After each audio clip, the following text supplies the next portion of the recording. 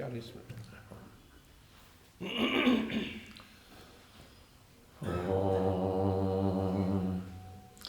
यस्य भूमि प्रमान्तरिक्षमुतोदरं दिवं यश्चक्रे मूर्धानं तस्मै ज्येष्ठाय ब्रह्मणे नमः।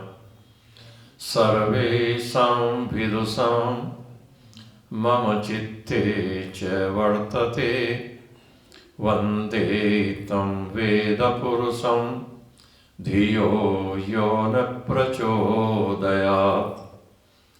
इस सत्र के अध्यक्ष आर्य जगत के युवा विद्वान डॉक्टर जयेंद्र जी, जिनसे अभी आपने महर्षि के वेद भाष्य को लेकर के बहुत ही ज्ञानवर्धक परिचर्चा सुनी, प्रोफेसर वीरेंद्र जी अलंकार मंच पर ही विराजमान हैं, हमारे मित्र और आप सबके सुपरिचित, अपने समय के बड़े प्रखर वक्ता प्रोफेसर विक्रम विवेकी जी,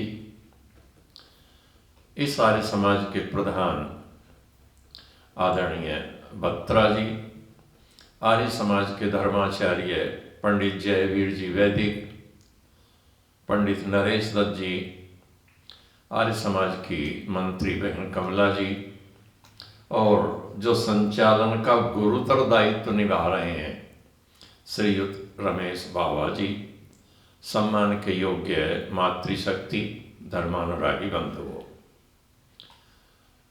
अभी आपके सामने चर्चा हुई कि ये संगोष्ठी है, और वास्तव में संगोष्ठी के संदर्भ में प्रोफेसर अलंकार जी ने जो बात कही उसके साथ आप इतना और जोड़िए, संगोष्ठी का अभिप्राय है कि हम जो चर्चा और परिचर्चा कर रहे हैं वो इतनी प्रामाणिक हो कि प्रत्येक बात का उद्धरण दिया जा सके, प्रमाण दिया जा सके, और वक्ता के अभिप्राय के विरुद्ध यदि किसी का कोई अभिमत है तो उस वक्तव्य में जितने बिंदु उपस्थित हो सकते हैं उन पर प्रश्नोत्तर भी हो सकें।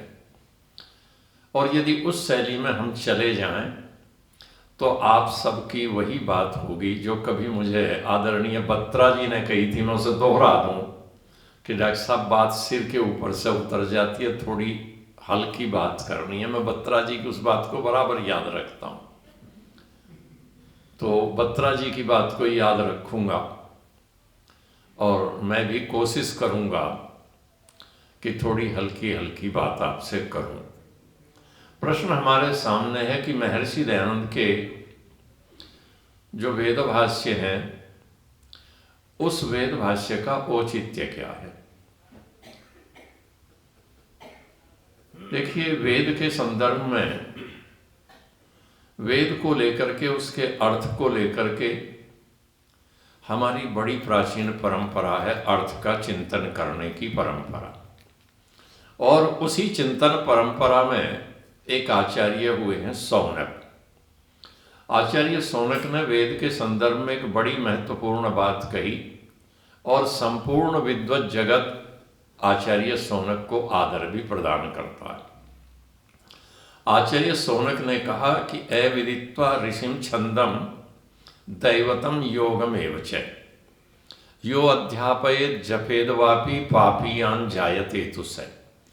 आचार्य सौनक तो कहते हैं कि जो व्यक्ति वेद के ऋषि, छंद, देवता और विनियोग इनको नहीं जानता और वह वेद पढ़ा रहा है, वेद पढ़ता है, पढ़ाता है, यज्ञ करता है अथवा जप करता है, इनमें से किसी काम को भी करते समय उसे जिस मंत्र को ले रहा उसे ये पता होना चाहिए कि इस मंत्र का ऋषि क्या है, इस मंत्र का देवता क्या है, और इसका विनियोग क्या है, और इसका छंद क्या है।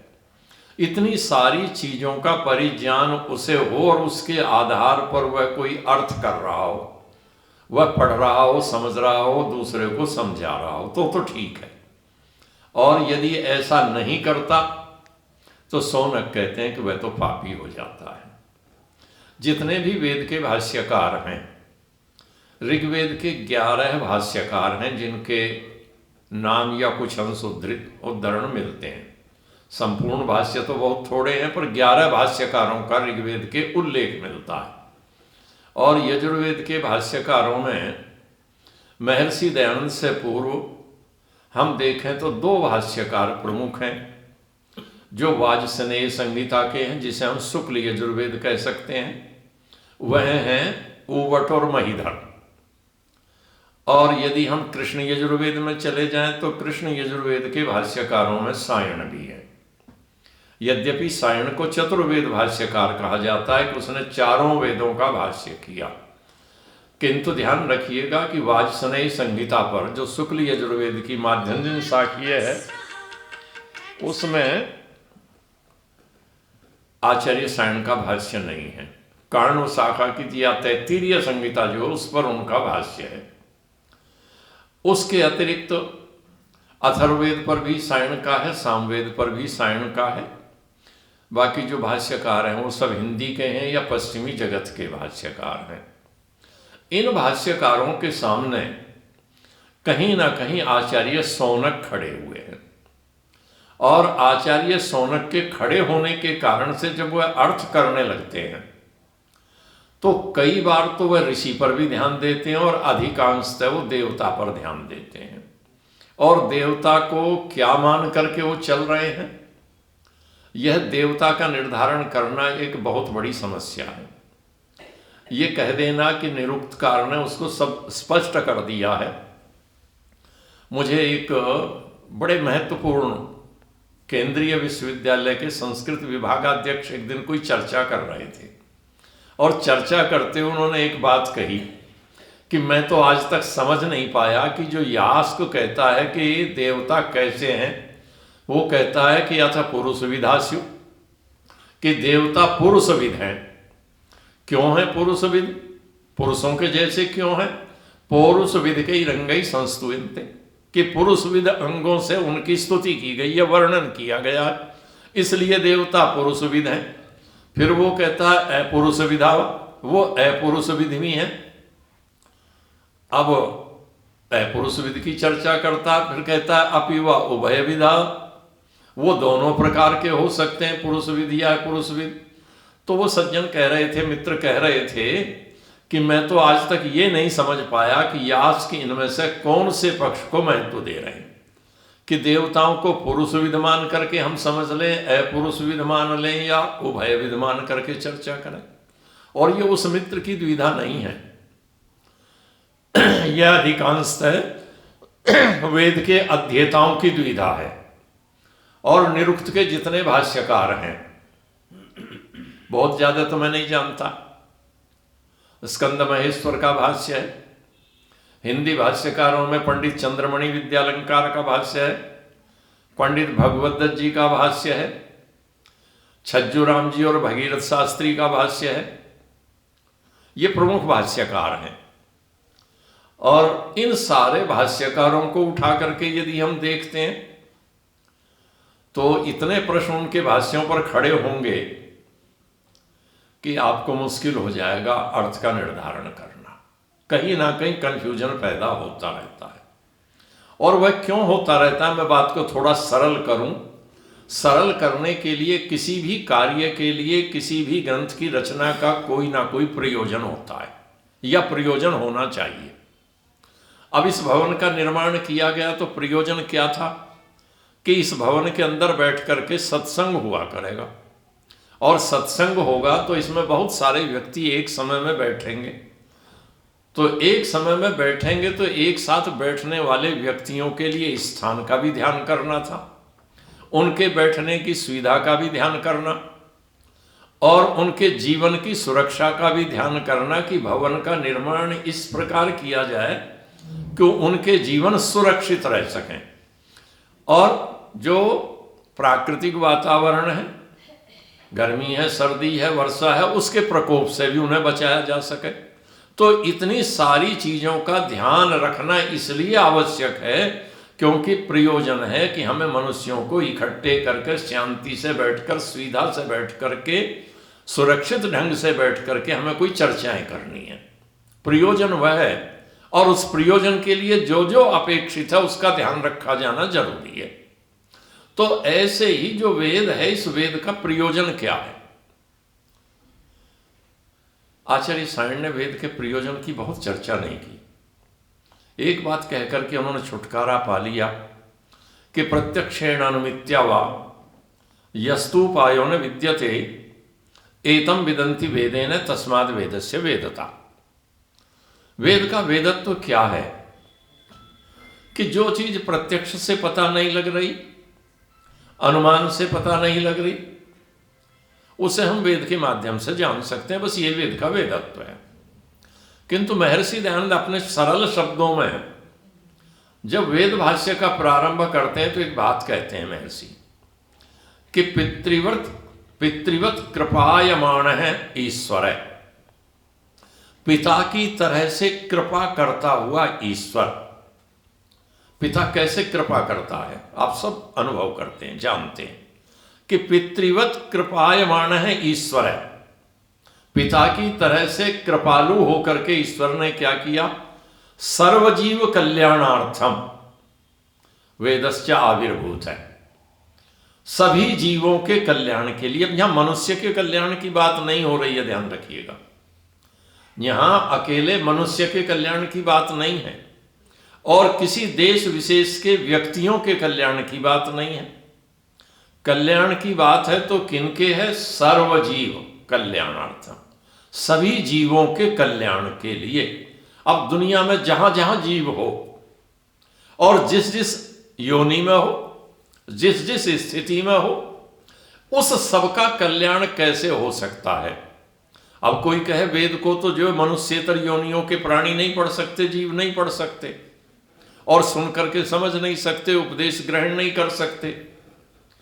किंतु इस वेद ज्ञान को समझने वाला जो मनुष्य प्राणी है, इस मनुष्य नामक प्राणी का यह दायित्व हो जाता है कि दूसरे प्राणियों का हित चिंतन उसे करना है, क्योंकि उसे जीव मात्र के कल्याण का उपदेश दिया गया।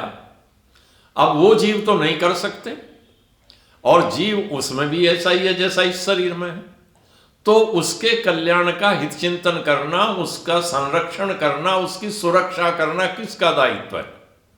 जो वेद को जान गया उसका दायित्व है। तो महर्षि ये मान करके चलते हैं कि ईश्वर ने जीव मात्र के कल्याण के लिए सृष्टि के प्रारंभ में वेद का ज्ञान दिया। अब महर्षि जब अर्थ करने बैठते हैं तो महर्षि के अर्थ करते समय उनके सामने फिर सोनक आकर के खड़े हो जाते हैं। वो कसौटी खड़ी है, और कसौटी खड़ी क्या है कि मंत्र का देवता क्या है। अब मंत्र के देवता की बात तो कुछ बाबा जी ने कर ली थी, किंतु मैं उससे अलग बात करूंगा। देवता क्या है? कहते हैं कि मंत्र का जो अभिधेय है वो देवता है। मंत्र का अभिधेय, मंत्र जिस बात को कहना चाहता है, इसलिए उसे सरल शब्दों में कह देते हैं कि उसका प्रतिपाद्य विषय, उसका सब्जेक्ट मैटर। तो उस मंत्र का प्रतिपाद्य क्या है? यह देवता है। अब इस मंत्र का देवता क्या है? देवताओं के संदर्भ में दो तीन तरीके से समझे हम मंत्रों के ऊपर। कुछ मंत्र तो ऐसे हैं जिनको हम ये मान करके चलते हैं शास्त्रीय परिभाषा में ये आदिष्ट देवता हैं, अर्थात इनके देवता का आदेश स्पष्ट है कि इस मंत्र का देवता यह है। और वो आदिष्ट देवता कौन से हैं? वो मंत्र हैं जिनमें वही पद आया हुआ है जो देवता का नाम है। जैसे अग्नि मीडे पुरोहितम, तो यहां पर अग्नि आया हुआ है। सहजना से इंद्र, प्रोत्साह बोल रहे थे कि इसमें इंद्र आया है, तो अब इनका तो अग्नि और इंद्र हो जाएगा। ठीक है, ये आदिष्ट देवता की कोटि में हम रख लेंगे। किंतु वेद के बहुत सारे मंत्र ऐसे हैं जो अनादिष्ट देवता कहलाते हैं, जिसमें देवता का वाची शब्द नहीं है। कि इस मंत्र में किसको देवता माने ये निर्धारण करना बहुत मुश्किल काम है, क्योंकि वो पद ही उसमें नहीं है। एक तीसरा और तरीका हमारे पास है देवता को जानने का, कि देवताओं मंत्र के ऊपर ऋषि छंद देवता का पहली परंपरा से उल्लेख हुआ आता है। और साधारणतः आज वेद का अध्येता, चाहे वह आर्य समाज का कोई व्यक्ति हो अथवा बाहर संस्कृत जगत का हो, मंत्र के ऊपर जो एक तरह की अवतरणिका है कि इस मंत्र का ऋषि कौन है, इस मंत्र का देवता क्या है, वो लिखा रहता है। जैसे अग्निमीडे पुरोहितम पर लिखा है मधु छंदा वैश्वामित्र है ऋषि, अग्निर्देवता, गायत्री छंद है कि अग्नि इसका देवता है, गायत्री इसका छंद है। तो इसका ऋषि तो मधु छंदा वैश्वामित्र लिख दिया और देवता इसका अग्नि बता दिया।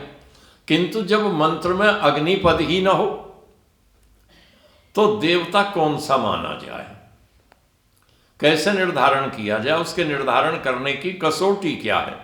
अब उसका देवता निर्धारण हो सकता है अर्थ ज्ञान के आधार पर, और अर्थ ज्ञान तब हो जब पहले देवता का पता लग जाए।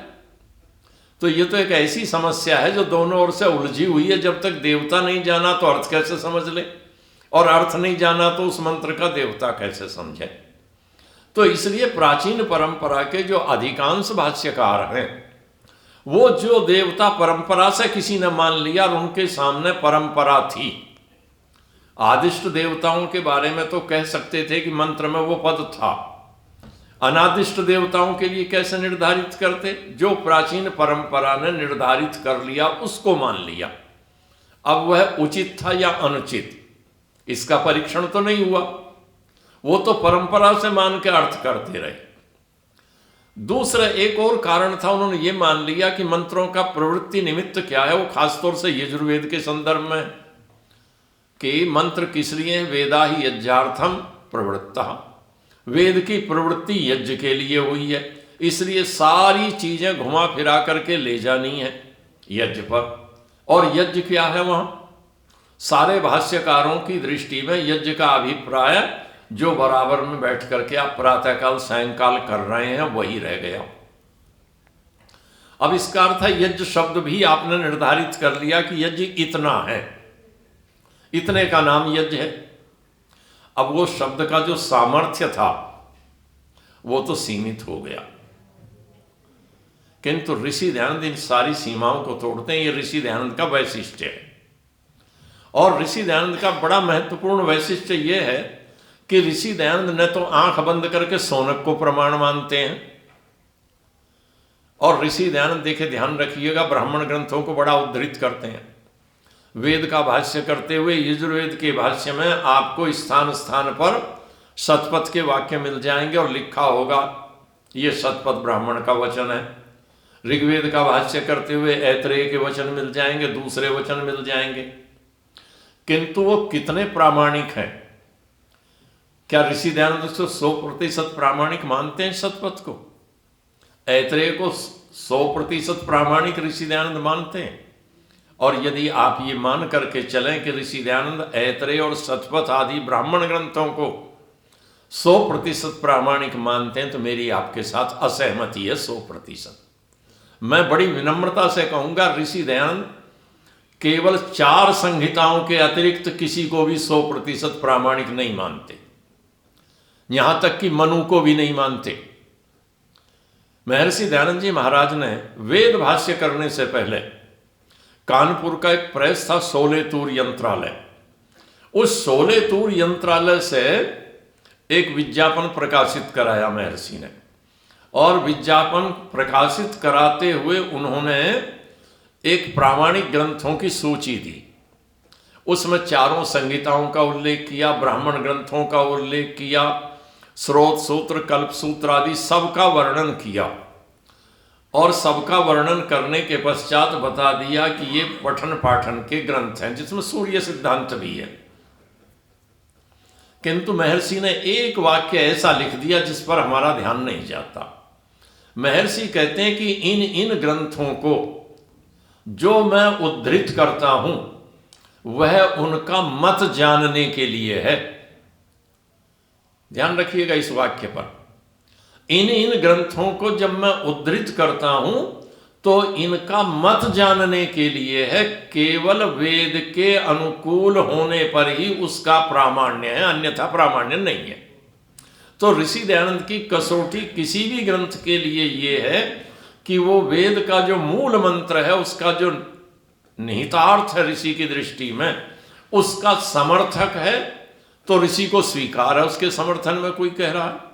और यदि उसके विपरीत कोई बात करता है तो चाहे वो शतपथ ब्राह्मण हो, चाहे ऐतरेय ब्राह्मण हो, और यहाँ से हट करके चाहे वो पीछे विद्वान मित्र बैठे हैं वो जानते हैं, चाहे वो षड्विंश ब्राह्मण हो, है जिसमें भूत प्रेत कंपन है, बहुत सारी चीज़ें लिखी हुई हैं, प्रतिमा हसंती जैसे वाक्य भी वहीं आते हैं। तो वो सारी चीज़ें जहाँ पर हैं, चाहे वो षड्विंश ब्राह्मण हो सामवेद का, ऋषि दयानंद उसको उस अर्थ में स्वीकार नहीं करते। अब प्रश्न यह है कि ऋषि दयानंद जब वेद के अनुकूल होने पर इन सबको मानते हैं, तो ऋषि दयानंद का भाष्य करने की कसौटी क्या है? देखिए, ऋषि दयानंद की कसौटी फिर वही है देवता पर, और देवता मानते हुए भी ऋषि दयानंद भी देवता को महत्वपूर्ण मानते हैं, पर दूसरे आचार्यों से ऋषि दयानंद की भिन्नता यहां है कि ऋषि दयानंद देवता को स्थिर नहीं मानते। एक बड़ा प्रश्न खड़ा होता है, मैं उतनी गंभीरता में जाऊंगा नहीं, हालांकि डर लगता है पीछे विद्वान बैठे हैं, कहाँ फंस जाऊं। विद्वानों से तो अभी कुछ कह रहे थे ना अध्यक्ष महोदय, मैंने कहा कि और तो कोई बात नहीं, समय काट लो कितना ही, पर पोस्टमार्टम मत करना बाद में, है बात ये है ना। जितने ये डॉक्टर हैं, सर्जन, ये पोस्टमार्टम तब करते हैं जब आपको एनेस्थीसिया की जरूरत नहीं पड़ती, कहीं से चीर दिया, कुछ कर लिया, एनेस्थीसिया नहीं लगता पोस्टमार्टम करते समय, ध्यान रखना, वहाँ कोई ज़रूरत नहीं पड़ती। पर ये विद्वान तो जीते जी पोस्टमार्टम कर देते हैं आदमी का। इसलिए पीछे विद्वान बैठे हों तो भाई विनम्रता से ही डरना चाहिए, बात करनी चाहिए। तो मैं कह रहा था कि ऋषि दयानंद जी महाराज देवता को बदलते हैं। सायण ने मेरी दृष्टि में देवता का परिवर्तन नहीं किया।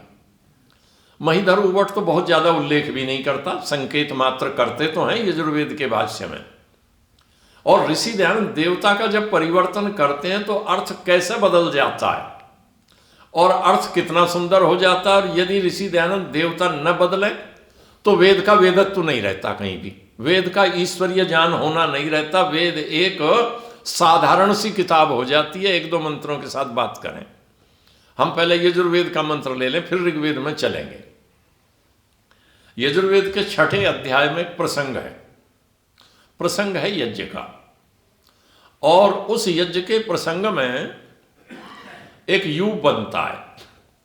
ध्यान रखिएगा, जो यज्ञ होते हैं हमारे यहाँ स्रोत यज्ञों की परंपरा नहीं है, क्योंकि महंगे बहुत हैं। और महंगे इतने हैं कि मुझे केवल एक बार एक स्रोत याग में मैं गया, निमंत्रित तो मुझे बाद में भी किया गया, पर मुझे लगा मेरी कोई उपयोगिता नहीं है मेरे लिए। सिर्फ मैं जाऊं और कुछ व्याख्यान दूं, किराया भाड़ा लेकर के मैं लौट आऊं, तो मैं इतनी दूर का कष्ट क्यों करूं। लातूर में सोमयाग था, और सैलूकर जी महाराज जो पंडित युधिष्ठिर जी मीमांसक के विद्वान थे, वो बड़े सैलूकर जी महाराज नहीं रहे, अब उनके बेटे हैं यज्ञेश्वर रंगनाथ सैलूकर। तो जो यज्ञेश्वर रंगनाथ सैलूकर है महाराष्ट्र में, वो सोमयाग कराते हैं, क्योंकि उनके पिताजी कराते थे। सोमयाग कराने वाले व्यक्ति को वो मानते हैं कि ये दीक्षित सोमयाजी है। जो दीक्षा ले लेता है उसे कहते हैं वो दीक्षित सोमयाजी है। तो यज्ञेश्वर जी ने लातूर में 11/12 का था, अप्रैल में, गर्मी भी हो जाती है उन दिनों बहुत, उन्होंने यज्ञ रखा, और यज्ञ था उनका ब्रह्मवर्चस सोमयाग, 1 सप्ताह का। और ब्रह्मवर्चस सोमयाग में व्यय कितना था, मैं आपको केवल इतना ही बताना चाहता हूं कि वो यज्ञ कितने बड़े हैं। मैंने अन्ना जोशी से, भानुराव अन्ना जोशी वहाँ के एक प्रकाशक भी हैं और उस यज्ञ समिति के मंत्री थे, लातूर में है। तो मैंने उनसे पूछा, जोशी जी इस व्यवस्था पर आपका कितना खर्च हो जाएगा। उन्होंने कहा कि 54-55 लाख रुपए हमने इकट्ठे किए हैं और 2-4 लाख और लग जाएंगे तो वो भी लगाएंगे, तो 55-60 लाख रुपए का व्यय आप मान लीजिएगा एक सप्ताह के सोमयाग का। तो वो इतने बड़े यज्ञ हैं। तो ऐसा ही एक यज्ञ है, उन्हीं सोमयागों में से एक अश्वमेध भी होता है। ये बहुत छोटा सा यज्ञ है अश्वमेध, ध्यान रखिएगा। और वो जो ब्रह्मवर्चस्व सोमयाग था जिसमें 55-60 लाख का व्यय है, वो बड़ा यज्ञ नहीं है, वो तो एक यज्ञ का अवान्तर भेद है। और एक एक यज्ञ के कितने कितने अवान्तर भेद हैं, ये विद्वानों से कभी सुन लीजिएगा, आपके पास मित्र लोग हैं। इतने इतने अवान्तर भेद हैं, एक अहीन कहलाते हैं, तो 59 भेद तो अहीन के हैं, अहीन के 59 भेद हैं। तो ये तो उन यज्ञों की स्थिति है। अब उसमें यूप गढ़ते हैं, और जो यूप गढ़ते हैं, यूप कहते हैं एक लकड़ी का स्तंभ है जैसा मलखंभ, करीब करीब थोड़ा थोड़ा मिलता हुआ। अंतर यह है कि मलखंभ तो आपका बिल्कुल गोल और चिकना है, ऊपर को पतला होता चला गया।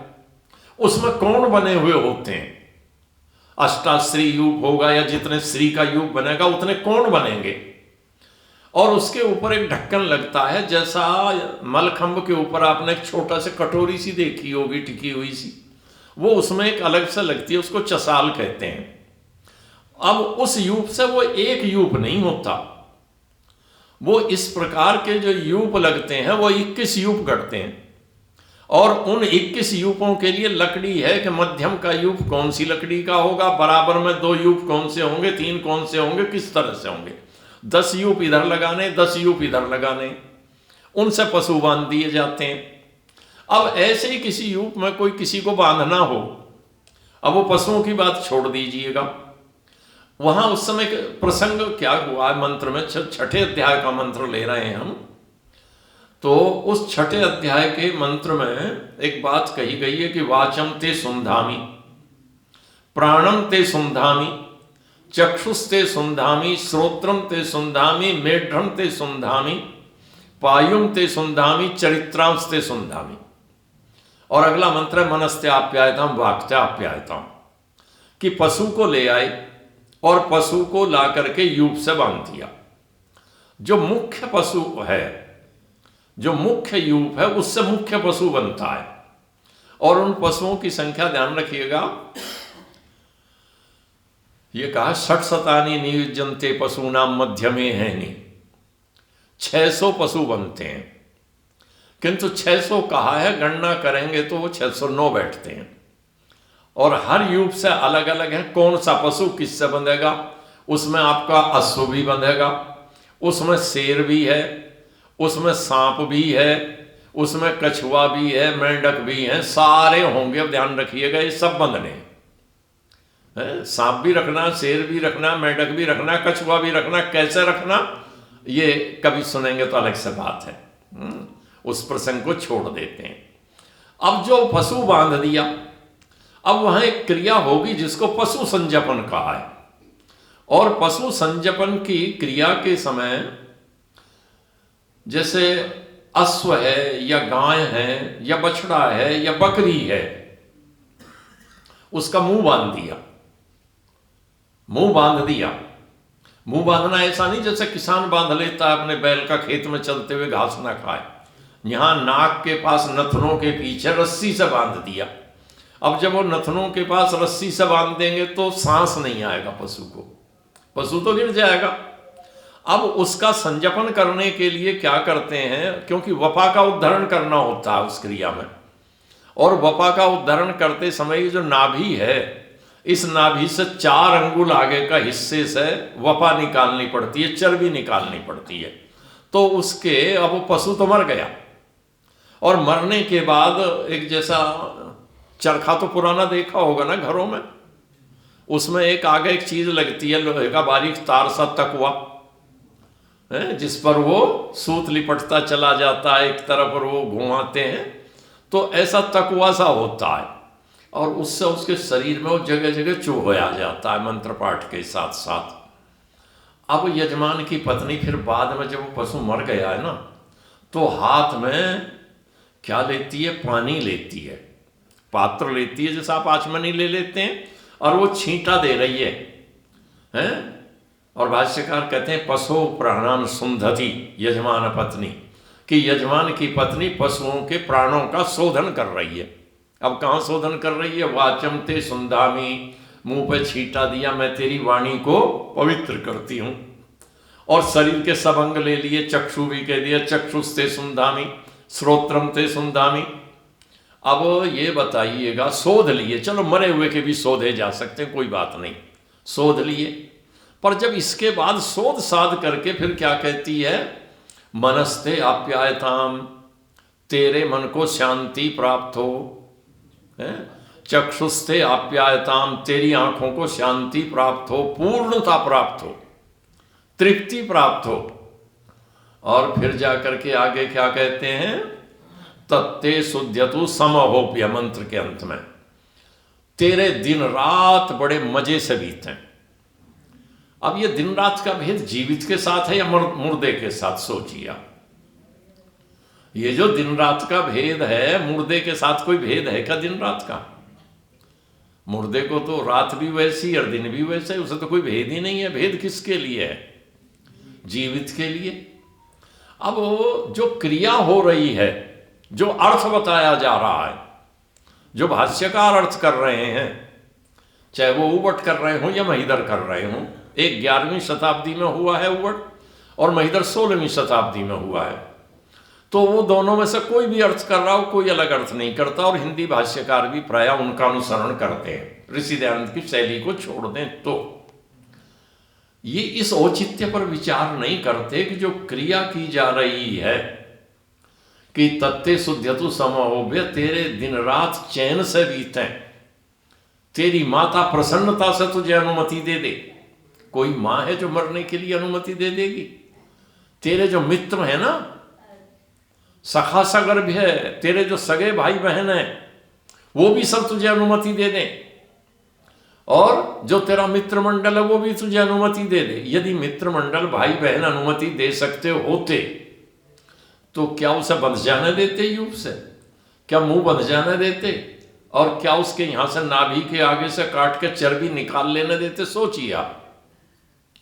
तो जो वेद के नाम पर अर्थ बताया जा रहा है, उसका औचित्य क्या है? सर्वजीव कल्याणार्थम कहां चला गया प्रयोजन? उसका कल्याण कहां हो रहा है? कहीं नहीं हो रहा। किंतु महर्षि दयानंद जी महाराज ने देवता परिवर्तन कर दिया, और इस मंत्र का देवता महर्षि दयानंद क्या कहते हैं? विद्वांसो देवता। इन दोनों मंत्रों के देवता विद्वान हैं, अर्थात विद्वान अध्यापक और विदुषी अध्यापिका, विद्वान उपदेशक और विदुषी उपदेशिका। और वो विद्वान विदुषी क्या करेंगे? जब वो कहेंगे वाचम ते सुंधामी, जो उनका शिष्य है, जो उनकी शरण में आया, उनसे जान लेना चाहता है, उसे कहेंगे कि मैं तेरी वाणी को पवित्र करता हूं, अर्थात सत्य धर्म के अनुकूल करता हूं। अर्थात अध्यापक का दायित्व, अध्यापिका का दायित्व, उपदेशक का दायित्व ये है कि जिसे उपदेश दे, उस उपदेश प्राप्त व्यक्ति की वाणी पवित्र हो जाए, धर्म के अनुकूल हो जाए। अर्थात वो जो भी बोल रहा हो वो धर्म के अनुकूल बोलने वाला हो, धर्म के विपरीत बोलने वाला ना हो। चक्षुस्ते सुंधामी, मैं तेरी दृष्टि को पवित्र करता हूं। मेरा समय कहां तक? मैं हो गया क्या? है जी, अभी है 5 मिनट कर देता हूं। कि उसे कह रहे हैं कि चक्षुस्ते सुंधामी, मैं तेरी दृष्टि को पवित्र करता हूं। अब आज सोच के देखिएगा कितनी बड़ी आवश्यकता है दृष्टि को पवित्र करने की। जो दृष्टि की पवित्रता है वो कितनी बड़ी आवश्यकता है आज के समाज में।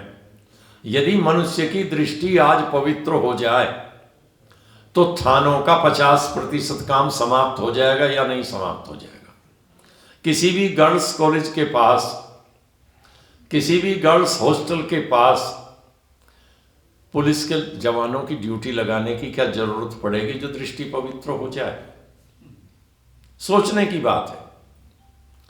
किंतु वेद उपदेश करता है कि हम जो कुछ पढ़ा रहे हैं, हम जो कुछ उपदेश दे रहे हैं उसका एक महत्वपूर्ण प्रयोजन यह है कि सामने वाले की दृष्टि को हम पवित्र करें, अर्थात हमारी शिक्षा पद्धति, हमारी उपदेश पद्धति का सार यह हो कि मनुष्य मात्र की दृष्टि पवित्र हो जाए। पवित्रता का तात्पर्य है 6/6 करना नहीं है कि डॉक्टर के यहाँ गए आपने और टेस्ट कराया, उसने कहा आपकी तो 6/6 हो गई। उसका तात्पर्य है आपका देखना धर्म के अनुकूल हो, और जब धर्म के अनुकूल मनुष्य की दृष्टि हो जाएगी तो फिर चोरी कहाँ रहेंगी। धर्म के अनुकूल मनुष्य की दृष्टि होगी तो फिर छीना झपटी और तेजाब लड़कियों पर फेंकने की घटना कहां से हो जाएगी। आवश्यकता है या नहीं है। और सारा चाल चलन चरित्रास्ते सुंदामी है। अब चरित्र शब्द के लिए जो समग्र आचरण का वाचक शब्द है पूरे संस्कृत साहित्य में, उवट और महिदर ने क्या कह दिया, चरित्रा पादा उच्यन्ते। चरित्रा का अर्थ पैर, चरित्रा का अर्थ पैर है, इसलिए पैरों पर छींटे दिलवा रहे। अब क्या औचित्य है। ऋषि दयानंद की दृष्टि से जब ये हुआ तो फिर सारा अर्थ बदल गया कि मनुष्य का चिंतन, मनुष्य की वाणी, मनुष्य का बोलना देखना सब इतना पवित्र हो जाए कि फिर उसका मन कैसा हो, मन शांत हो और परिपूर्णता को प्राप्त हो। मन का काम जो संकल्प और विकल्प करना है, उस विकल्प की अवस्था से वो संकल्प की अवस्था की ओर जाने लगे। और जिस दिन दुनिया में मनुष्य का मन विकल्प से हट करके संकल्प की ओर जाने लगेगा तो मनुष्य का कितना चिंतन बदल जाएगा, आप सोचिएगा। विचार करने की आवश्यकता है। इसलिए ऋषि दयानंद जो अपने भाष्य में महत्वपूर्ण कदम उठाते हैं देवता परिवर्तन का, उसका अर्थ पर ये प्रभाव होता है और ये परिणाम होता है। और ऋषि दयानंद के इस देवता को कोई चुनौती नहीं दे सकता, अर्थ को चुनौती नहीं दे सकता। मेरा तो बहुत थोड़ा सा अनुभव है, मित्र लोग सब हमेशा हम लोग साथ रहे हैं आईओसी में। जब पौराणिक ऋषि दयानंद के इस पक्ष को सुनते हैं और जानते हैं और हम कहते हैं कि सायण ने ये गलत अर्थ कर दिया, महिधर ने ये कर दिया, तो मित्र लोग हमारे पौराणिक यही पूछते, अच्छा महिधर ने ऐसा कर दिया, सायण ने ऐसा लिख दिया, ये भी अर्थ हो सकता है। तो ऋषि दयानंद का जो ये वैशिष्ट्य है ये बताने की आवश्यकता है और दुनिया को बताया जाएगा। बड़े स्तर पर प्रयास करें, हैं तो बहुत कुछ ऋषि दयानंद के बारे में दुनिया जानती। दुनिया ने कम जाना तो कुंवर सुखलाल जी की वो पंक्ति कह के बाद समाप्त करूं, बड़े गौर से सुन रहा था जमाना, हम ही सो गए दास्तां कहते कहते। धन्यवाद।